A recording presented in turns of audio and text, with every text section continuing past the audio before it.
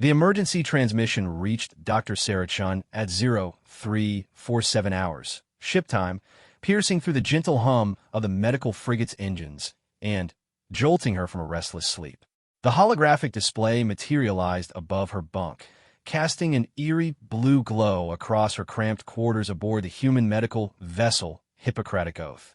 Dr. Chun, this is Ambassador Theshan of the Galactic Council. I require your immediate assistance.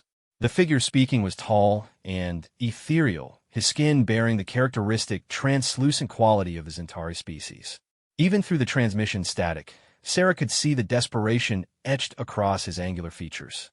Sarah sat up, running a hand through her disheveled black hair.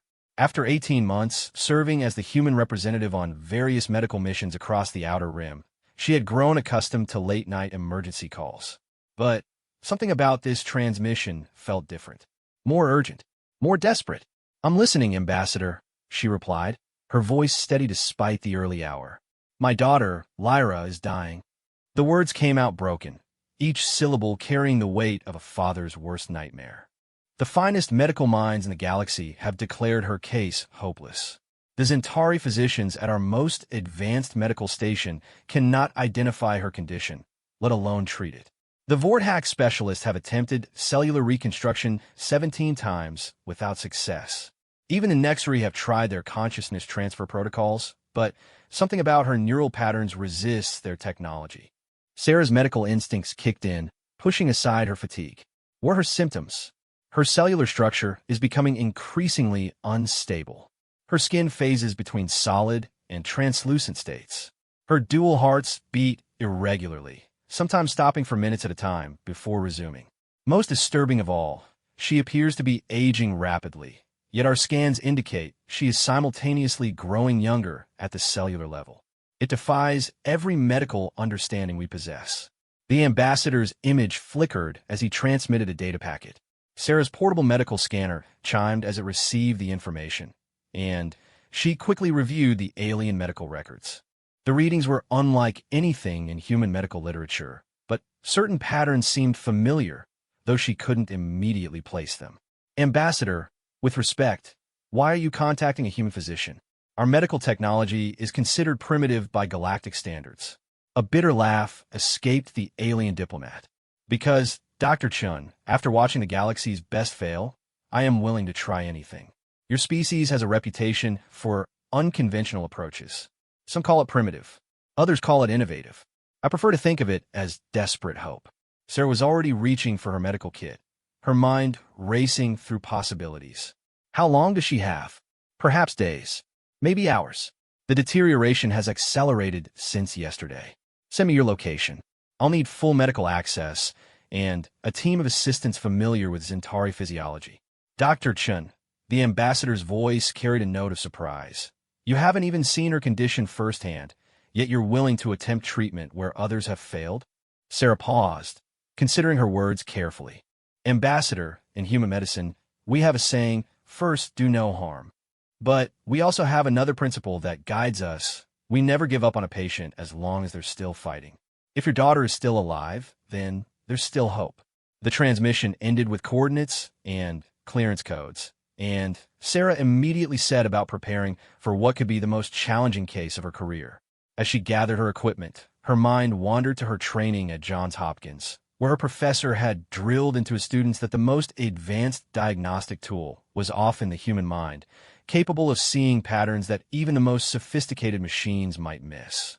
The journey to Centauri Medical Station took 6 hours at maximum warp.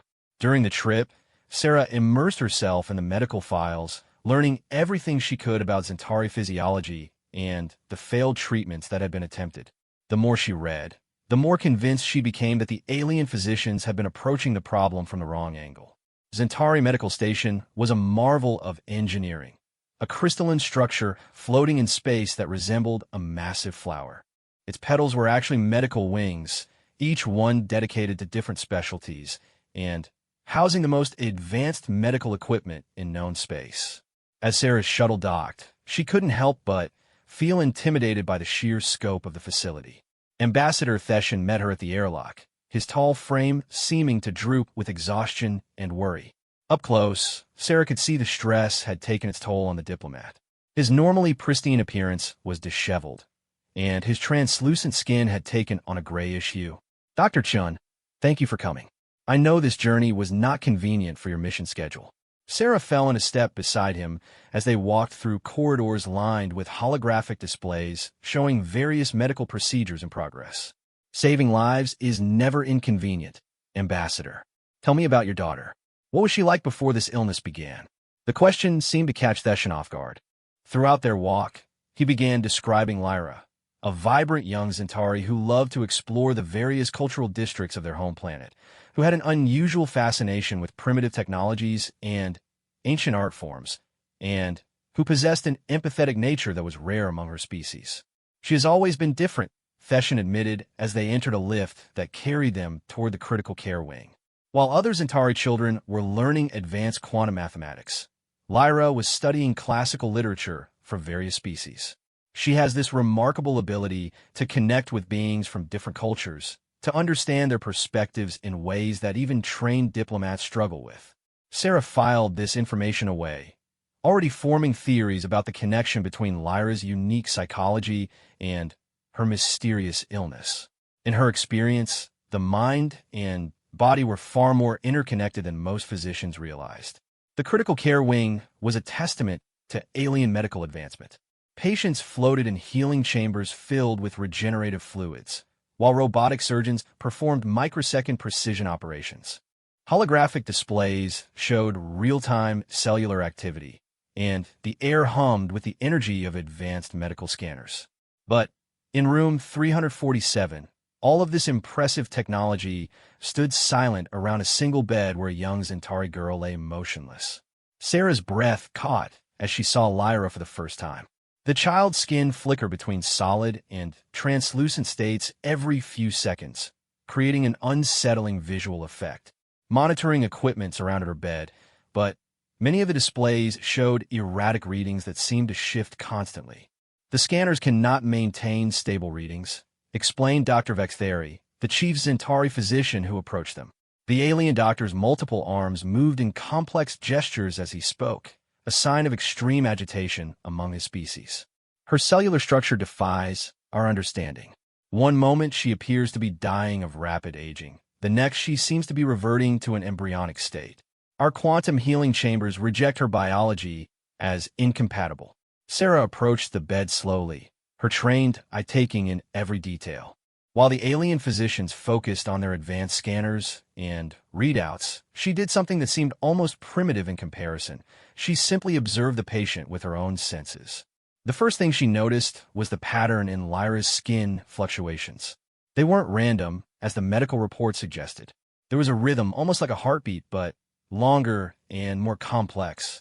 The second observation was her breathing. It was shallow, but steady, and her chest moved in a pattern that seemed to coordinate with the skin changes. Has anyone attempted basic physical examination? Sarah asked, reaching into her medical kit for her stethoscope. Dr. Vextheri's 4 eyes widened. Physical contact with a patient triggers violent fluctuations in her condition. Our medical protocols strictly forbid direct examination. Sarah nodded, but continued preparing her equipment. In human medicine, we believe that sometimes you need to touch a patient to truly understand their condition. I'd like to try a different approach, if you'll permit me. Ambassador Theshan stepped forward. Dr. Chun, I give you full authority to attempt any treatment you see fit. We have nothing left to lose. As Sarah approached the bed with her stethoscope, the monitoring equipment began to screech warnings. Lyra's skin fluctuations increased in frequency, and the energy readings in the room spiked dramatically. The alien physicians stepped back in alarm, but Sarah continued forward with calm determination. The moment her stethoscope touched Lyra's chest, something extraordinary happened. The chaotic readings on the monitors suddenly stabilized into a clear, steady pattern. The skin fluctuations slowed and became more regular. Most remarkably, Lyra's eyes fluttered open for the first time in days. Hello, Lyra, Sarah said softly, maintaining the contact. My name is Dr. Chun. I'm here to help you feel better. The young Centauri's voice was weak, but clear. You're human. I can sense your emotional patterns. They're so simple, so peaceful. Sarah felt a surge of understanding. Lyra, I think I might know what's happening to you. But I need you to tell me something first. When did you first start feeling sick? It began after the diplomatic reception 3 weeks ago. So many alien dignitaries, all with different emotional energies. I could feel all of their thoughts and feelings pressing against my mind. I try to understand them all, to connect with each species the way I do with individual people. The pieces began falling into place in Sarah's mind. While the alien physicians had focused on Lyra's physical symptoms, they had completely overlooked the psychological component. Zentari were naturally empathic, but Lyra's unusual sensitivity had apparently triggered a psychosomatic response unlike anything in the medical literature. Doctor, Ambassador Theshan whispered urgently, her readings are stabilizing. How is this possible? Sarah smiled, keeping her hand steady on her stethoscope. Because sometimes the most advanced cure is also the most basic one. Your daughter isn't dying from a mysterious disease, Ambassador. She's suffering from sensory overload on a scale that her unique empathic abilities couldn't process. Her body is responding to psychological trauma by cycling through defensive mechanisms, trying to become invisible through transparency, attempting to reset through rapid aging and reversal, and struggling to find a stable state. Dr. Vextheri's multiple arms gestured in disbelief. But our psychological evaluations showed no signs of mental distress. That's because you were looking for Zentari psychological patterns, Sarah explained. Lyra's mind works differently. She processes emotions and connections the way humans do, through direct, simple contact rather than complex analysis. When she was overwhelmed by the emotional chaos of the diplomatic reception, her mind essentially went into shock, and her body followed. Sarah turned back to Lyra, whose condition continued to improve with sustained human contact. The solution isn't advanced technology or complex treatments. It's providing her with the kind of simple, stable emotional connection that her mind can process safely. Human contact appears to create a buffer that allows her system to reset. As if to prove her point, Lyra's skin had completely stabilized into a healthy, consistent transparency level. Her vital signs showed strong and steady patterns for the first time in weeks. The improvement was so dramatic that several alien physicians were frantically checking their equipment to ensure it wasn't malfunctioning. This is unprecedented, Dr. Vextheri admitted. A human's simple physical presence has accomplished what our most advanced treatments could not. Sarah finally removed her stethoscope, and, remarkably, Lyra's condition remained stable. The young Zentari sat up slowly, looking around at the assembled medical staff with wonder. I feel quiet, she said, her voice stronger now. For the first time in weeks, my mind feels quiet. Ambassador Theshan rushed to his daughter's side, his relief evident in every gesture. How is this possible, Dr. Chun? How did you know what our physicians missed? Sarah packed her equipment thoughtfully. Because human medicine isn't just about treating the body. It's about understanding that physical and emotional health are inseparable. We've learned that sometimes the most sophisticated approach isn't always the right one. Sometimes healing requires something much simpler: human connection, basic compassion, and the willingness to touch another being with the intent to help rather than merely to diagnose. As the medical staff began conducting follow-up examinations, all showing normal readings, Sarah realized that this case would likely change how the galaxy viewed human medical practices. But, more importantly, she had saved a life using the fundamental principle that had guided human healers for millennia, that healing often begins with simply caring enough to reach out and touch someone who is suffering.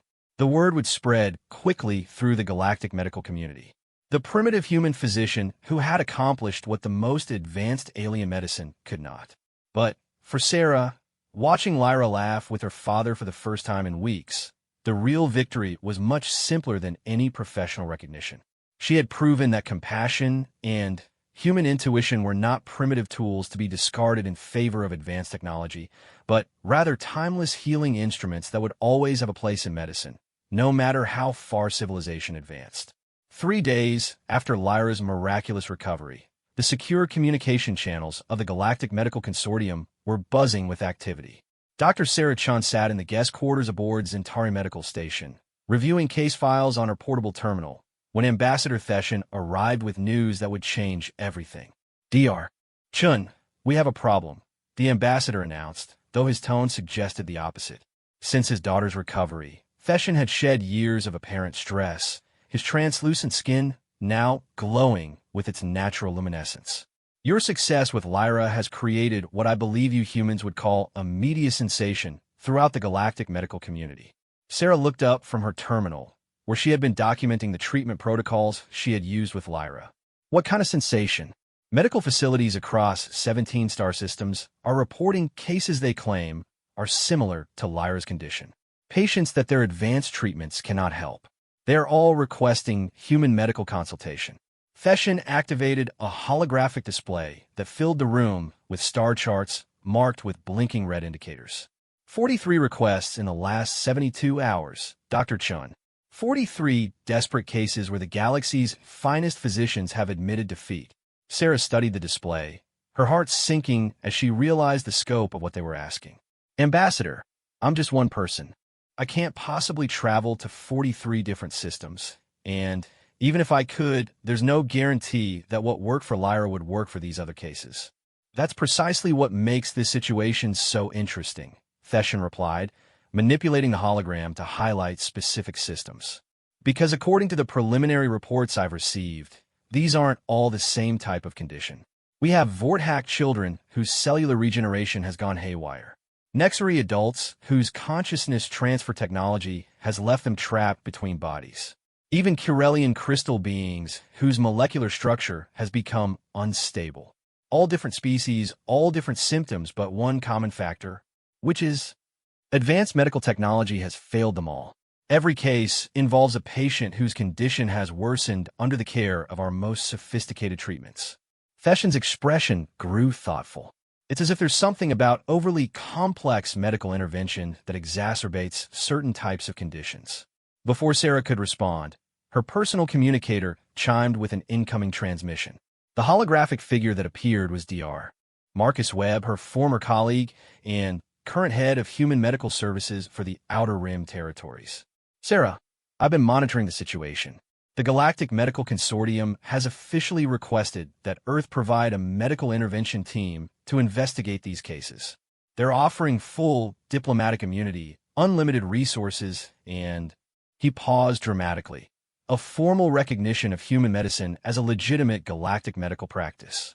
Sarah's eyes widened. For nearly 2 years, human physicians had been treated as curiosities at best, their methods dismissed as primitive by the galactic medical establishment. Official recognition would open up countless opportunities for human medical practitioners throughout known space. There's more, Dr. Webb continued. The consortium is willing to provide a mobile medical platform, essentially a flying hospital equipped with both human and alien medical technology. You would have a full team of human specialists and the capability to travel to any system within Federation space. Ambassador Theshan looked between the two humans. Dr. Chun, I should mention that this request comes with my personal endorsement. After what you accomplished with Lyra, I believe human medicine offers something that the galaxy desperately needs, a different perspective on healing. Sarah felt the weight of the moment settling on her shoulders. This wasn't just about individual patients anymore. This was about proving that human approaches to medicine had value on a galactic scale. But it was also about the lives of beings whose suffering had been dismissed as hopeless by their own species' medical experts. Dr. Webb, what kind of team are we talking about? 12 specialists in various fields: internal medicine, surgery, psychology, pediatrics, even alternative medicine practitioners. The ship would also carry a full complement of human medical equipment, from basic stethoscopes to our latest diagnostic technology. Plus, we'd have alien liaison officers to help with physiological differences between species. Over the next hour, they worked out the details. The medical ship would be called the Florence Nightingale, a name that required some explanation to the alien officials, but which ultimately was approved for its symbolic connection to compassionate care. Sarah would serve as chief medical officer, with full authority to make treatment decisions for any case they encountered. As the formal arrangements were being concluded, Lyra appeared in the doorway, moving with the easy grace that had returned since her recovery. The young Centauri had become something of a celebrity on the medical station, her case being studied by physicians who still couldn't quite believe the simplicity of her cure. "Dr. Chun, may I speak with you privately?" she asked, her voice carrying a maturity that seemed beyond her years.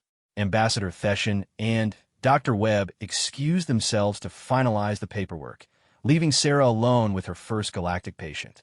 Lyra settled into a chair across from her, her translucent features serious. "I want to come with you," Lyra announced without preamble. Sarah blinked in surprise. "Lyra, that's very kind, but this is going to be a medical mission. It could be dangerous, and you're still recovering from Dash." "No, you don't understand," Lyra interrupted gently. "What I experienced during my illness wasn't just physical. I could feel the emotional and mental patterns of every being around me. I could sense their confusion, their fear, their desperate desire to help even when they didn't know how.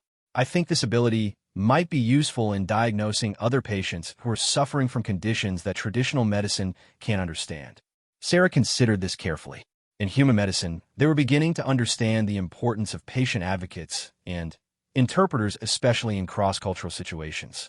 Having someone who could literally sense the emotional and mental states of patients might provide insights that even the most advanced diagnostic equipment couldn't match. "Have you discussed this with your father?" Lyra's expression became slightly mischievous. "I've been working on him for the past day. He's concerned about my safety, of course, but he also recognizes that this mission represents something important, a chance to prove that different approaches to medicine can work together instead of competing." Before Sarah could respond, Ambassador Theshan returned, his expression suggesting that his daughter had indeed been working on him quite effectively. "Dr. Chun, if you're willing to accept Lyra as part of your team, she has my permission to accompany you. However, she would serve in a strictly non-medical capacity, perhaps as a cultural liaison and emotional interpreter." Sarah realized that this could actually be invaluable. Many of the cases they would encounter might involve psychological or emotional components that traditional medical training wouldn't address. Having someone who could literally feel what the patients were experiencing might provide crucial insights. "Lyra, are you sure you're ready for this? We might encounter suffering that could be difficult for someone with your empathic abilities to handle." The young Centauri's response surprised her with its wisdom. "Dr. Chun, after what I experienced, I understand that sometimes suffering comes from being misunderstood rather than from actual physical damage. If I can help other beings feel less alone in their confusion and pain, then my abilities become something positive instead of something that nearly destroyed me." The next week was a whirlwind of preparation. The Florence Nightingale arrived at Centauri Medical Station, and Sarah was amazed by what the Galactic Medical Consortium had provided. The ship was essentially a flying medical city, equipped with treatment facilities for dozens of different species, research laboratories that could analyze alien biology, and communication arrays that could connect with medical databases across the galaxy. The human medical team was equally impressive. Dr. James Rodriguez brought expertise in emergency medicine and surgical techniques. Dr. Yuki Tanaka specialized in pediatric care and had already begun studying child development across different species. Dr. Amara Okafor was a psychiatrist whose work in trauma recovery had gained attention even among human medical circles. The team also included specialists in infectious diseases, cardiology, neurology, and even a practitioner of traditional Chinese medicine, whose holistic approaches had proven surprisingly effective in treating alien physiology. What made the team truly unique, however, was their willingness to combine human medical intuition with alien diagnostic technology. Rather than dismissing advanced alien tools as overly complex, they approached them as additional sources of information that could supplement, rather than replace, human clinical judgment. Their first case came from a system 3 days away, a Vorthack child whose cellular regeneration ability had become uncontrollable. According to the reports, the child's body was regenerating tissue faster than it could integrate the new cells, causing painful growths and organ dysfunction. Vorthack physicians had tried suppressing the regeneration entirely, but this had caused the child to begin aging rapidly. As the Florence Nightingale traveled toward the Vorthack system, Sarah found herself working closely with Lyra to understand how empathic sensing might assist in diagnosis. The young Centauri explained that different species had distinct emotional and mental patterns, and that disruptions in these patterns often preceded or accompanied physical symptoms. The key, Lyra explained as they reviewed the Vorthack case files, is understanding that for many species, physical and emotional health are much more interconnected than your human medicine traditionally recognized. But that's also why human medicine might be more effective than expected, because humans instinctively treat the whole being, not just the symptoms. Dr. Tanaka, who had joined their planning session, looked up from her study of Vorthack physiology. In human pediatric medicine, we've learned that children often express emotional distress through physical symptoms. If this Vorthack child is experiencing something similar, then addressing the underlying emotional issue might stabilize the cellular regeneration. Sarah nodded, feeling pieces of a larger puzzle beginning to fit together. So we're not just treating individual cases, we're developing an entirely new approach to galactic medicine, one that combines advanced alien diagnostic capabilities with human intuition and emotional understanding. As they approached the Vorthack system, Sarah received a transmission from the planetary medical facility. The message was brief but desperate.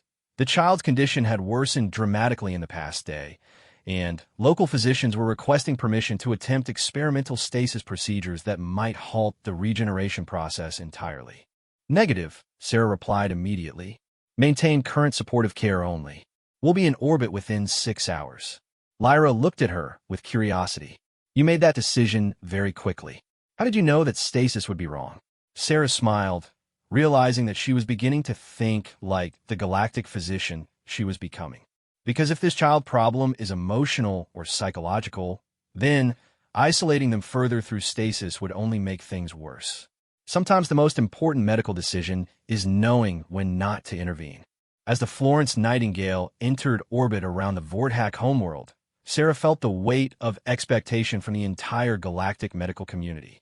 Success here would validate their approach and open doors for human medicine throughout known space. Failure might set back human medical recognition for decades. But looking at her team, dedicated human physicians working alongside alien specialists, guided by the empathic insights of a young Centauri who had herself been saved by the simple power of human compassion, Sarah felt confident that they were about to prove something important about the nature of healing itself. The galaxy was about to learn that advanced technology and sophisticated treatments had their place, but that sometimes the most powerful medicine was still the willingness to truly see and understand the being who was suffering. Human medicine wasn't primitive, it was fundamental, and that difference was about to change everything. The Vorthack homeworld of Regeneris Prime gleamed like a living jewel from orbit, its surface covered in bioarchitectural structures that grew and adapted to their inhabitants' needs. As the Florence Nightingale descended toward the planet's main medical complex, Dr. Sarah Chun felt a familiar mixture of anticipation and responsibility settling in her chest. This case would either validate their new approach to galactic medicine or prove that Lyra's recovery had been an isolated success. The medical facility that greeted them was unlike anything Sarah had ever seen. Instead of the cold, sterile corridors of human hospitals, the Vorthack complex was a living organism itself, walls that pulsed gently with bioluminescent patterns and floors that yielded slightly underfoot like soft tissue. Everything was designed to promote cellular regeneration and healing, which made their current patient's condition all the more puzzling. Dr. Kethvar, the lead Vorthack physician, met them at the entrance. His species' characteristic feature, skin that rippled with visible regenerative activity, was particularly pronounced, suggesting he was under significant stress. Unlike humanoid aliens, the Vorthack resembled tall, graceful trees with flowing appendages that could reshape themselves at will. Dr. Chun, thank you for coming. I must admit, when the Galactic Medical Consortium suggested consulting human physicians, I was skeptical. But after reviewing the documentation from the Theshan case, I am willing to try anything.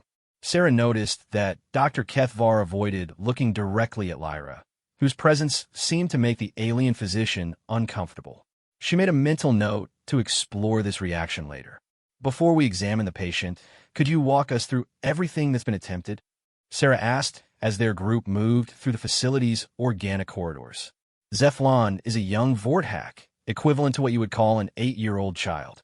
3 months ago, his regeneration rate began accelerating beyond normal parameters. Initially, we thought it was simply advanced development. Some young Vorthack experience growth spurts that temporarily increase cellular activity. Dr. Tanaka, who had been studying Vorthack child development during their journey, interjected, "What changed your assessment?" Dr. Kethvar's appendages shifted in what Sarah was learning to recognize as Vorthack distress signals. The regeneration became chaotic. Instead of orderly tissue growth and repair, Zethlon began producing random cellular masses. His limbs would sprout additional branches overnight, only to have them wither and regrow differently the next day. Most concerning, his core nervous system began regenerating in ways that affected his cognitive functions. They paused at a viewing window that looked into the patient's room. Sarah's breath caught as she saw the young Vorthack. Where she expected to see a childlike version of Dr. Kethvar's tree-like form, instead she observed what appeared to be a constantly shifting mass of plant-like tissue. Branches sprouted and retracted continuously, leaves grew and fell in rapid cycles, and the child's form never maintained a stable shape for more than a few minutes. How is he able to maintain consciousness with such constant physical changes?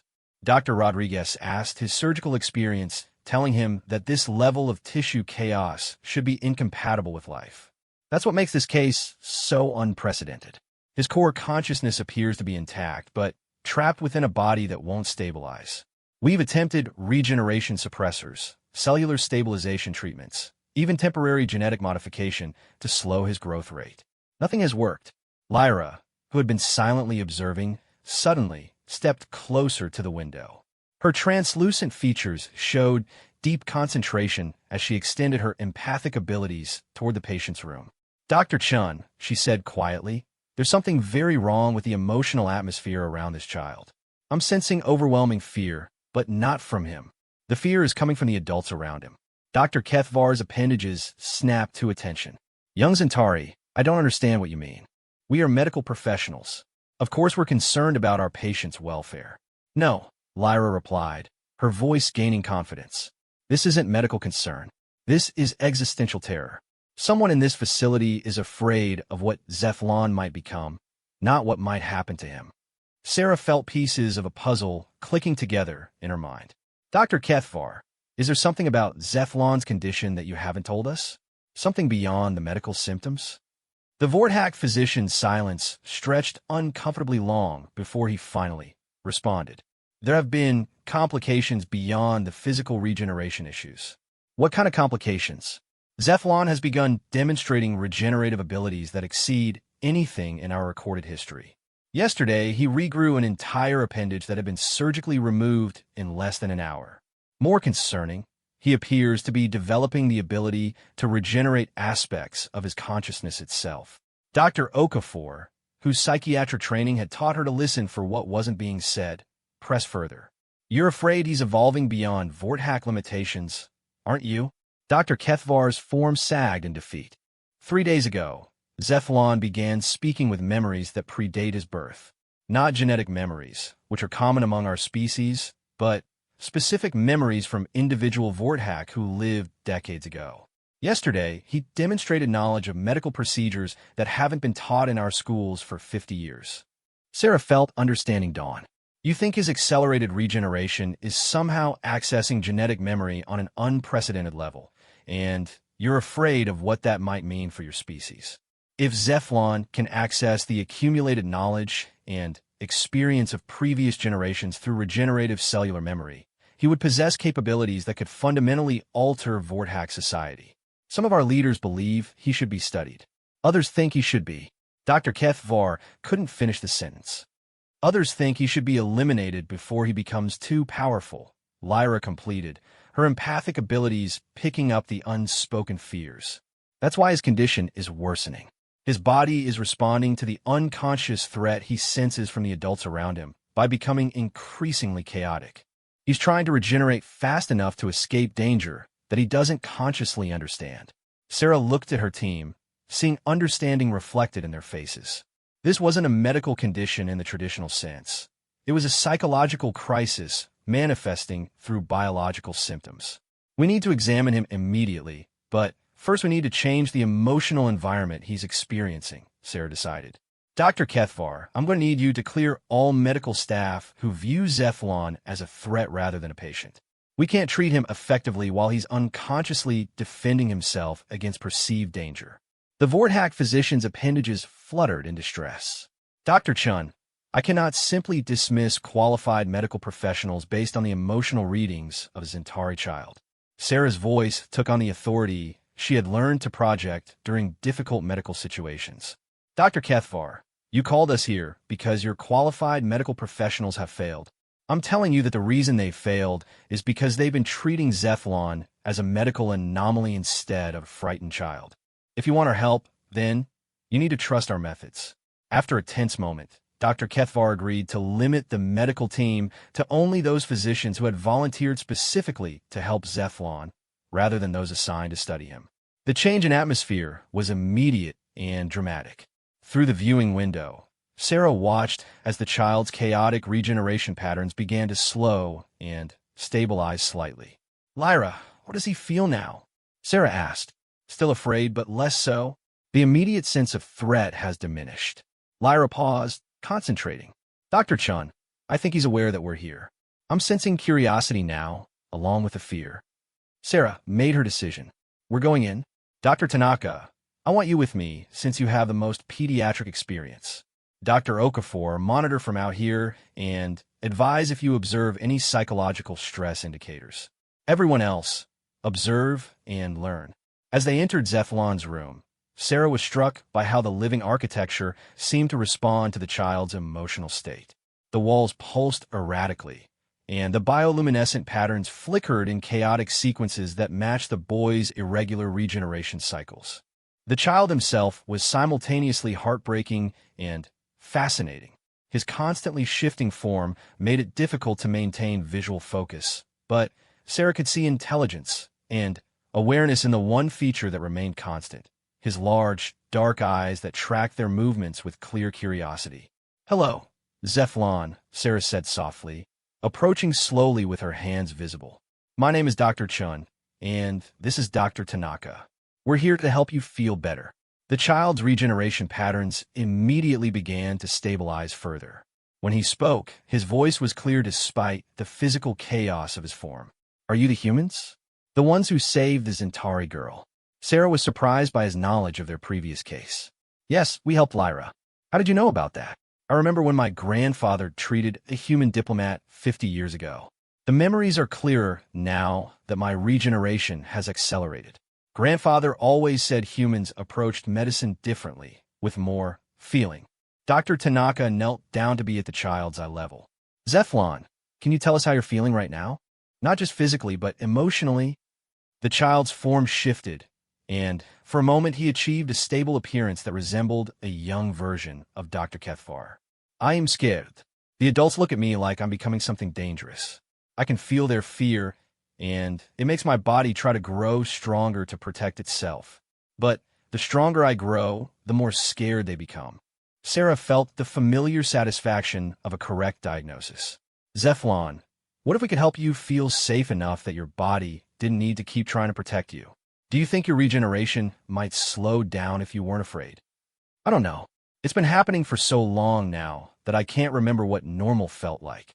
Dr. Tanaka reached into her medical kit, not for advanced diagnostic equipment, but for something much simpler, a small, soft toy that she had brought as a comfort item for young patients. This is something we use in human medicine to help children feel safer. Would you like to hold it while we talk? As Zephlon accepted the toy, something remarkable happened. His regeneration patterns immediately became more organized and less chaotic. The random sprouting of appendages slowed to a normal growth pattern, and his core form stabilized into a consistent shape. The emotional comfort is regulating his cellular activity, Dr. Okafor observed from outside the room. His regeneration isn't malfunctioning. It's responding to psychological stress in ways that Vorthak medicine didn't recognize. Over the next several hours, Sarah and her team worked with Zephlon using techniques that seemed almost primitive compared to the advanced medical facility around them. They talked with him about his fears, helped him understand that his enhanced abilities didn't make him dangerous, and, most importantly, created an environment where he felt valued rather than feared. Dr. Tanaka introduced breathing exercises adapted for Vortex physiology, helping Zethlon learn to consciously influence his regeneration rate. Dr. Okafor provided counseling techniques that helped him process the overwhelming genetic memories he was accessing. Sarah coordinated with Dr. Kethvar to establish new protocols that treated Zethlon's enhanced abilities as gifts to be nurtured rather than problems to be solved. By the end of their first day on Regeneris Prime, Zethlon's regeneration had stabilized to only slightly above normal Vortex levels. More importantly, he had regained conscious control over his cellular growth, allowing him to maintain a stable physical form while still accessing his enhanced regenerative abilities when needed. The transformation was so dramatic that Dr. Kethvar formally requested that the human medical team remain on Regeneris Prime to establish training protocols for Vortex physicians. "You have shown us that our most advanced medical understanding was incomplete," he admitted. "We were so focused on treating symptoms that we forgot to treat the patient." As Sarah prepared her report for the Galactic Medical Consortium, she realized they had accomplished something even more significant than treating individual cases. They were proving that effective galactic medicine required not just advanced technology, but a fundamental understanding that all intelligent life, regardless of species, shared common emotional needs for safety, understanding, and compassion. The success on Regeneris Prime would open doors throughout the galaxy, but more importantly, it would establish human medicine as a vital component of galactic healthcare. They had shown that sometimes the most sophisticated cure was also the simplest one, treating beings as individuals rather than conditions, and understanding that healing often began with a willingness to see beyond symptoms to the fear and confusion that drove them. Word of their success was already spreading through galactic medical networks, and Sarah knew that their next cases would be even more challenging as physicians throughout known space sent them their most impossible patients.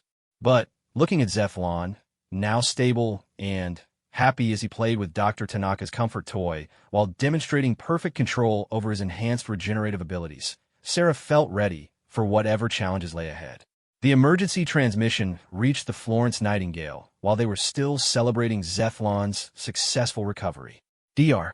Sarah Chun was in the ship's medical conference room, reviewing applications from alien physicians who wanted to study human medical techniques, when a holographic display activated with urgent priority codes. The figure that appeared was unlike any alien Sarah had encountered before.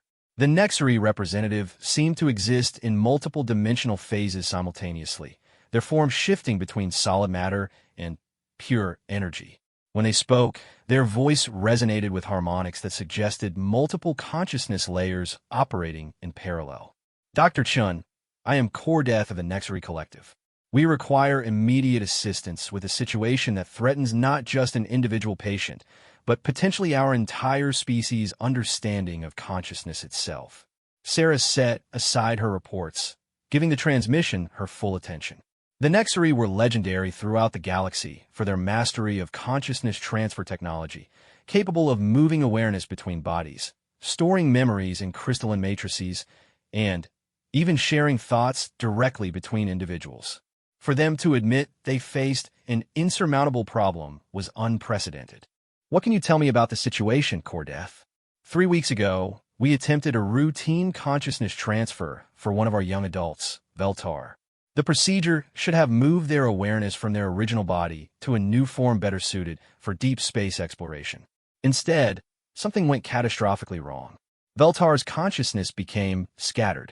The Nexary's form flickered with what Sarah was learning to recognize as distress patterns among energy-based beings.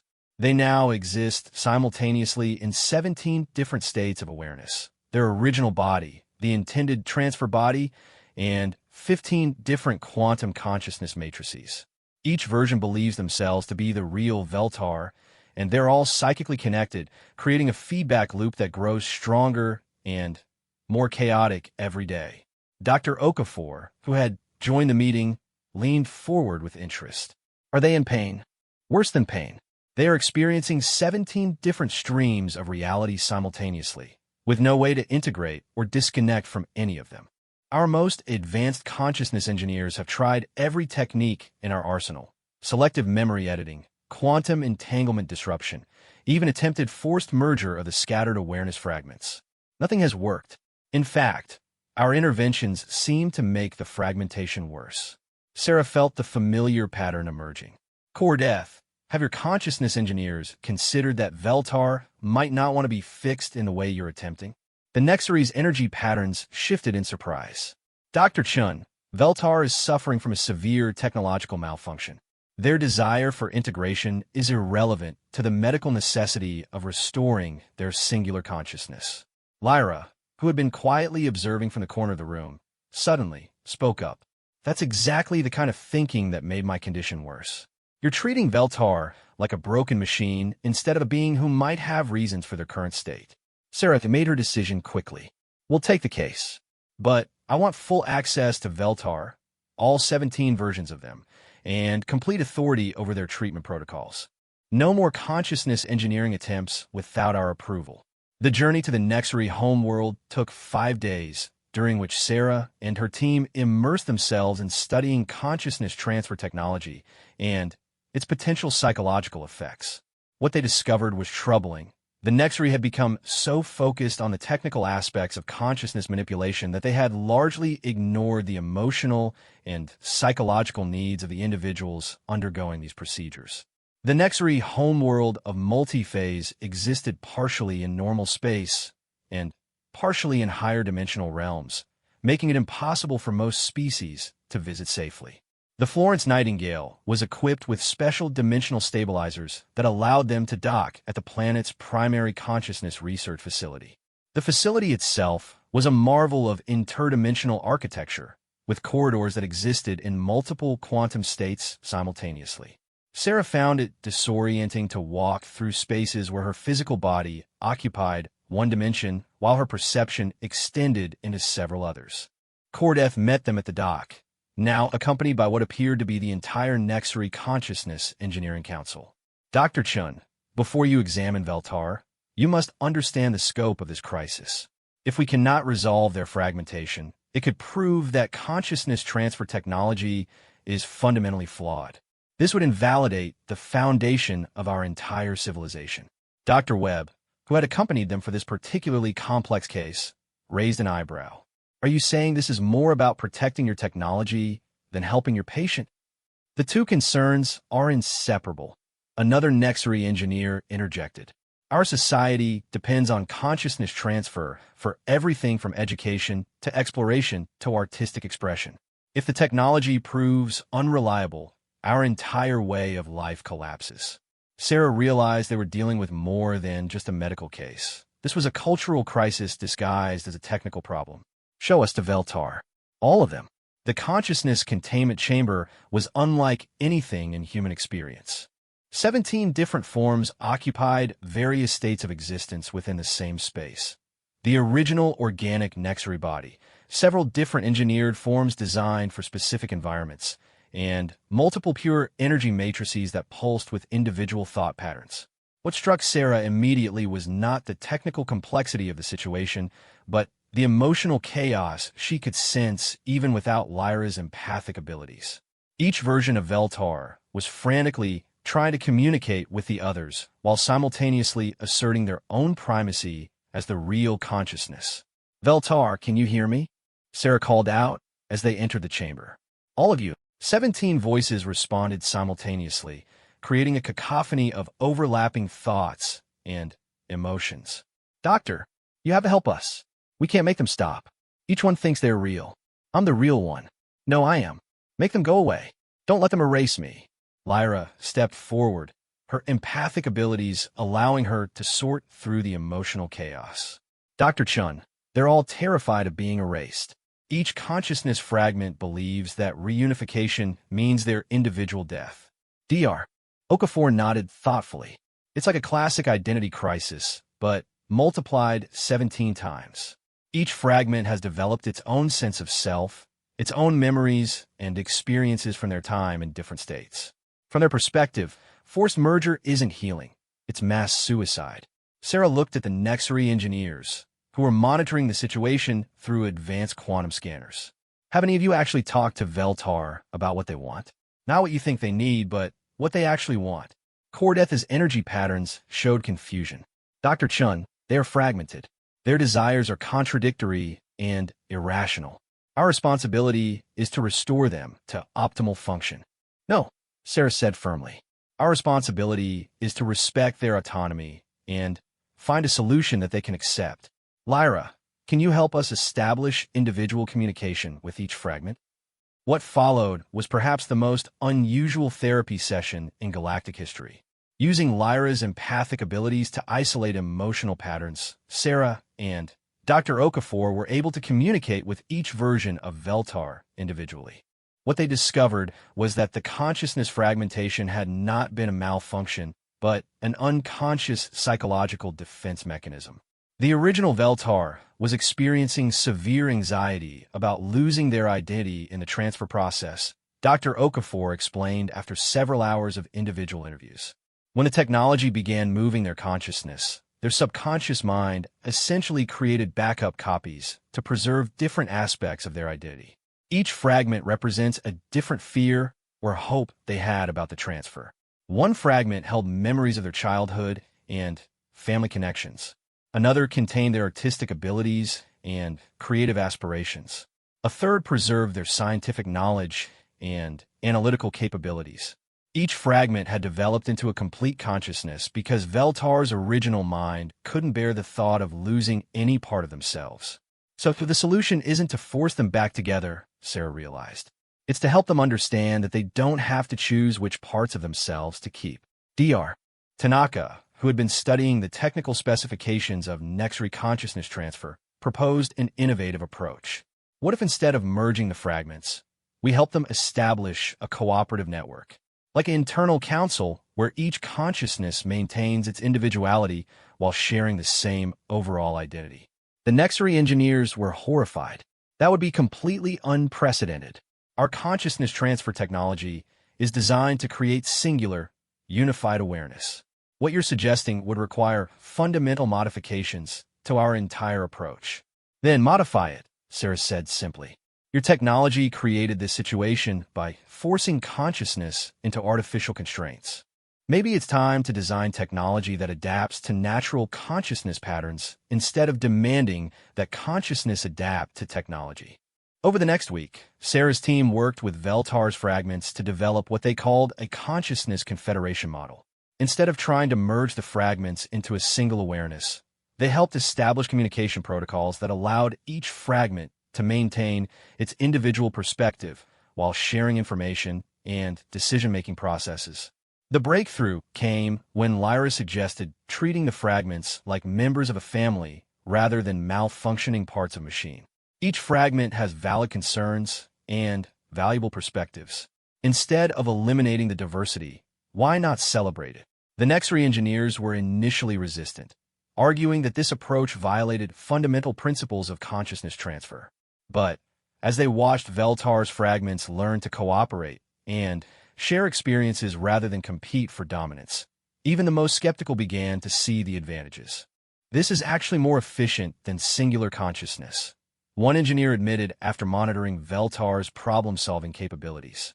The fragments can process multiple thought streams simultaneously while maintaining individual expertise in different areas. More importantly, Veltar themselves were finally at peace. The terrifying cacophony of competing voices had been replaced by a harmonious internal dialogue where different aspects of their personality could contribute without fear of being erased. Dr. Chun, Veltar's primary fragment, spoke during their final evaluation. You've given us something we never expected, the freedom to be all the different people we wanted to become without having to choose just one. The success with Veltar sent shockwaves through Nexary society. Instead of viewing consciousness fragmentation as a technological failure, they began to see it as an evolutionary opportunity. Within weeks, healthy Nexary were requesting controlled fragmentation procedures to explore multiple aspects of their personalities simultaneously. You've revolutionized our entire understanding of consciousness itself, Core Death admitted as the Florence Nightingale prepared to depart. We had become so focused on technological perfection that we forgot consciousness isn't a machine to be optimized. It's a living experience to be nurtured. Sarah reflected on how this case had challenged her own assumptions about identity and consciousness. Human medicine had always focused on individual patients, but this had forced her to consider what it meant to be an individual when consciousness itself could be divided and multiplied. The galaxy keeps teaching us new definitions of what it means to be alive, she told her team as they reviewed their success. Every species we encounter expands our understanding of consciousness, identity, and healing. Dr. Webb smiled as he compiled their report for the Galactic Medical Consortium. 3 cases, 3 impossible cures, and 3 fundamental challenges to how we understand medicine itself. Sarah, I think you've created more than a medical mission. You've started a revolution in how the galaxy approaches healing. As they prepared for their next destination, Sarah felt the weight of that responsibility. Each success raised expectations higher, but it also proved that human medicine's greatest strength wasn't its technology. It was its fundamental belief that every being deserved to be understood, respected, and healed on their own terms. The word spreading through galactic medical networks was no longer about primitive humans stumbling onto lucky solutions. It was about a species that had learned to combine advanced technology with ancient wisdom about the irreplaceable value of compassion, understanding, and the courage to challenge assumptions when a patient's well-being was at stake. The call came 6 months after the Nexury consciousness crisis had been resolved, transmitted on emergency frequencies that bypassed normal diplomatic channels. Dr. Sarah Chun was in the Florence Nightingale's research lab, analyzing data from their latest case. A successful treatment of Kirelian crystal beings whose molecular structure had been destabilized by exposure to quantum radiation when a holographic display activated with the highest priority codes she had ever seen. The figure that appeared was elderly even by galactic standards, their form bearing characteristics from multiple species in a way that suggested either advanced genetic modification or something far more unusual. When they spoke, their voice carried the authority of someone accustomed to being obeyed across star systems. Dr. Chun, I am Elder Zoyaxthara of the Galactic Medical Consortium's High Council. What I am about to tell you is classified at the highest levels of galactic security. 6 hours ago, we discovered a medical crisis that threatens not just individual lives, but the stability of the entire Galactic Federation. Sarah immediately called her senior staff to the lab. Dr. Webb, Dr. Okafor, Dr. Tanaka, and Lyra gathered around the holographic display as Elder Zoyaxthara continued. 3 days ago, a routine medical examination of Federation President Mordaleth revealed an impossible condition. The president is simultaneously exhibiting symptoms from every major disease that has ever affected any Federation species. Vorthax cellular degeneration, Zentari empathic overload, Nexury consciousness fragmentation, Kirelian molecular instability, and 17 other species-specific conditions that should be impossible to manifest in a single being. Dr. Webb leaned forward intently. Elder Zoyaxthara, how is that medically possible? Each of those conditions requires specific biological and neurological structures that don't exist in other species. That's exactly what makes this crisis so unprecedented. President Mordaleth belongs to the protean species, beings capable of adapting their biology to survive in any environment. We believe their adaptive mechanisms have somehow begun incorporating the medical vulnerabilities of every species they've encountered during their diplomatic career. Lyra's expression grew concerned. If the Federation president dies of multiple species-specific diseases, it would create a crisis of confidence in galactic medicine and potentially destabilize interspecies relations. Elder Zoyaxthara's form flickered with what appeared to be exhaustion. Precisely. And there's more. Our analysis suggests that President Mordaleth's condition is not random. Someone or something has deliberately triggered their adaptive biology to incorporate these specific diseases. This appears to be an assassination attempt using medical vulnerabilities as a weapon. Sarah felt ice forming in her stomach. Elder, are you telling us this is bioterrorism on a galactic scale? We believe so. And the sophistication required to manipulate protean adaptive biology in this way suggests the involvement of someone with intimate knowledge of galactic medical practices. Someone who has studied every successful treatment we've developed. The implications hit Sarah like a physical blow. You think someone has been using our medical mission to gather intelligence for this attack? It's possible, which is why we need your team to treat President Mordalev immediately while we investigate the security breach. You're the only physicians in the galaxy who have successfully treated all of these conditions. If anyone can save the president, it's you. Dr. Tanaka raised a crucial point. Elder Zaextara, treating multiple species-specific conditions simultaneously could require contradictory approaches.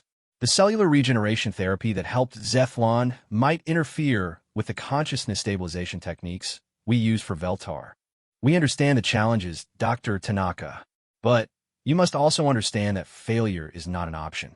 If President Mordalev dies, it will trigger a political crisis that could tear the Federation apart. Some species will blame others for the president's death. Old conflicts will resurface, and the peace we've maintained for centuries could collapse. Sarah looked at her team, seeing the same determination in their faces that had carried them through every impossible case they'd encountered. Elder Zaextara will take the case, but I need complete access to the president and absolute authority over their treatment. No political interference, no diplomatic considerations, and no other medical teams attempting parallel treatments. Agreed. The presidential medical facility has been cleared of all personnel except essential security. You will have unlimited resources and direct authority from the High Council. The journey to the Federation capital world took 8 hours at maximum warp. During the trip, Sarah's team worked frantically to develop treatment protocols that could address multiple species-specific conditions without creating conflicts between different therapeutic approaches. The key insight Dr. Okafor realized during their planning session is that we're not treating multiple diseases. We're treating one being whose adaptive biology has been weaponized against them. We need to help President Mordalev's natural systems distinguish between beneficial adaptations and harmful ones. Lyra, whose empathic abilities had grown stronger through their various missions, provided a crucial perspective. If this is an assassination attempt, then the psychological component is deliberate. The attackers want the president to feel helpless and overwhelmed. Part of the treatment has to involve restoring their sense of control and identity. The Federation capital world was a marvel of interspecies cooperation, with architecture that blended styles from dozens of different civilizations. But as the Florence Nightingale approached the presidential medical facility, Sarah could sense the tension that gripped the planet. News of the president's condition had been contained at the highest levels, but rumors were already spreading through diplomatic channels. President Mordalev was housed in the most advanced medical facility in Federation space, surrounded by monitoring equipment that could track the vital signs of every known species. But when Sarah first saw them, she was struck by how the impressive technology seemed powerless against the president's condition. The Protean leader was cycling through different biological states every few minutes, their forms shifting as their adaptive biology responded to each new disease manifestation. One moment, they appeared as a crystalline being suffering from Corellia molecular instability. The next, they resembled a tree-like vortex undergoing cellular degeneration. Throughout these changes, their eyes remained aware and intelligent, trapped in a body that no longer obeyed their conscious will. President Mordalev, Sarah said as she approached their bed, I'm Dr. Chun. We're here to help you regain control of your adaptive systems. The president's voice was weak but determined. Doctor, I understand the political implications of my condition. If you cannot save me, you must ensure that my death does not destroy the Federation. Promise me that. Sarah felt the weight of galactic stability settling on her shoulders, but her response came from her core principles as a physician. Mr. President, my job is to save your life. Preventing political crises is above my pay grade. Despite their condition, the president managed a weak smile. I can see why your unconventional approaches have been so successful, Dr. Chun. Over the next several hours, Sarah's team worked to understand the pattern behind the president's condition. Using Lyra's empathic abilities to monitor the psychological aspects of each disease manifestation, they began to see that the attacks were not random, but carefully orchestrated to create maximum physical and emotional distress.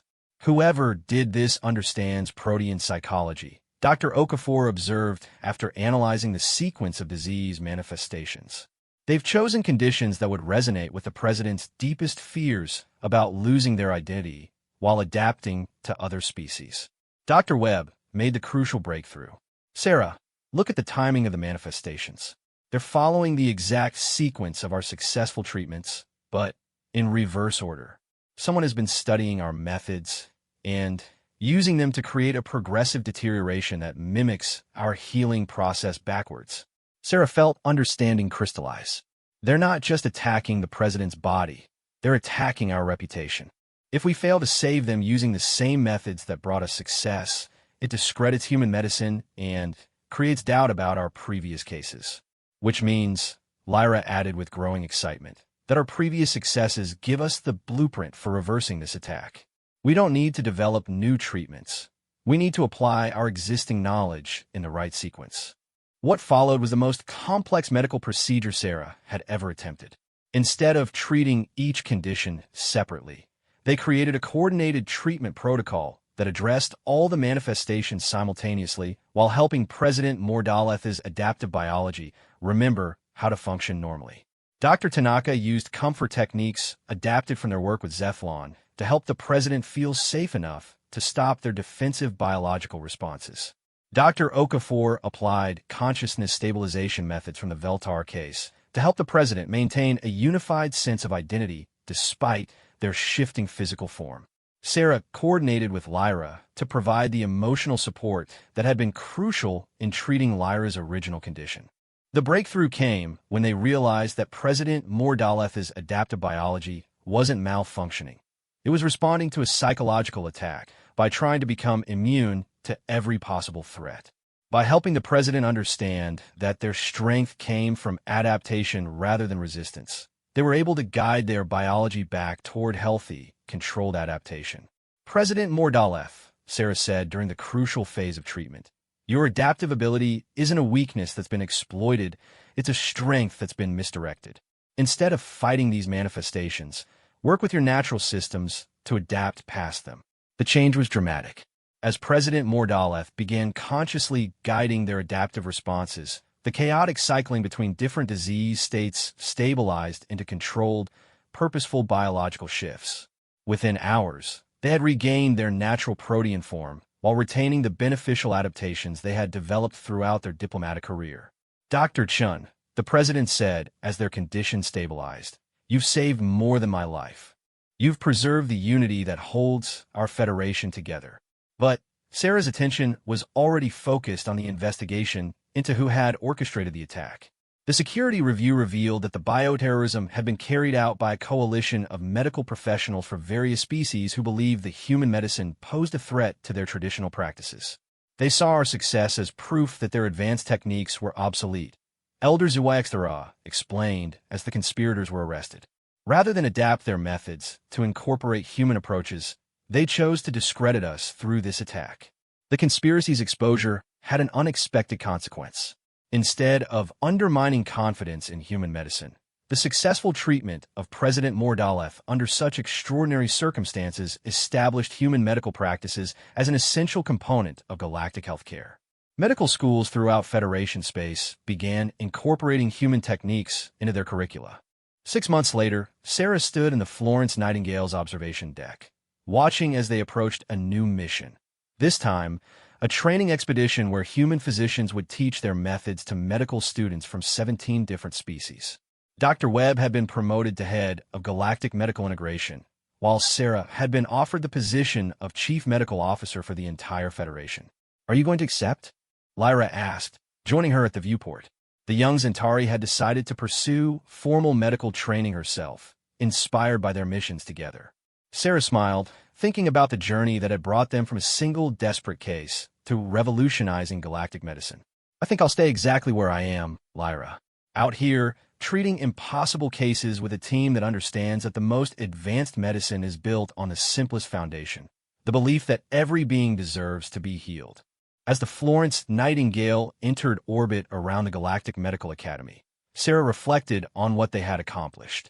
They had proven that human medicine wasn't primitive or advanced. It was simply grounded in principles that transcended technology: compassion, understanding, and the courage to see beyond symptoms to the being who was suffering. The galaxy had learned that sometimes the most sophisticated cure was also the most human one: the willingness to reach out and touch someone who needed healing, to listen when they spoke about their fears, and to treat them as individuals rather than collections of symptoms. Human medicine had found its place among the stars, not by competing with alien technology, but by reminding the galaxy that healing was ultimately about one conscious being caring for another. And that truth would remain constant no matter how far civilization advanced or how many worlds they explored. In the end, Sarah realized they hadn't just saved individual patients. They had saved the idea that medicine, at its core, was about humanity's greatest gift, the capacity to suffer with others and work to ease that suffering one patient at a time. Hashtag the hook in the vast corridors of Zentari Medical Station, where the galaxy's most advanced alien physicians practice medicine that could regrow limbs in hours and cure cancers with a single injection. A young girl lay dying.